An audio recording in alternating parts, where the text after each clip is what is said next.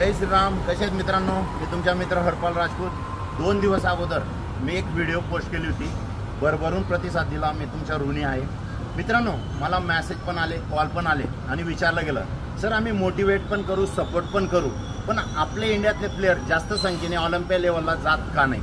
मित्रांनो, मी रिझन सांगतो. अदर कंट्रीचा जर आपण विचार केला तर 7 वर्षापासून पोराला प्रॉपर ट्रेनिंग दिली जाते, न्यूट्रिशन प्रॉपर दिलं जातं आणि त्याला ट्रेनरही हायर केला जातो. तोच विचार जर आपल्या इंडियातला केला तर 10वीचा पोरगा जेव्हा पास होतो, म्हणजेच तो 15 वर्षाचा असतो, तर तेव्हा त्याच्या वडिलांना तो सांगतो की मला जिम जॉईन करून द्या. त्याचे वडील त्याला रिझन देता, बेटा अजून जॉईन नको करू, तुझी हाईट ब्लॉक होईल, मसल ब्रेकडाऊन होईल. तर आपले इंडियातले प्लेयर ऑलिम्पिक लेवलला जातील कसे? मित्रांनो, मी एक संदेश देऊ इच्छितो. तुम्हाला जो पण गेम आवडत असेल त्याच्यात पूर्ण प्राधान्य द्या. आपल्या इंडियामध्ये कसं असतं की तुम्हाला जर बॉडी बिल्डिंग आवडत असेल आणि तुम्ही पॉवर लिफ्टिंग पण करता, 2 इव्हेंट असताना आपला माइंड स्टेबल नसतो, म्हणून आपण पूर्ण प्राधान्य त्या गेमला देऊ शकत नाही.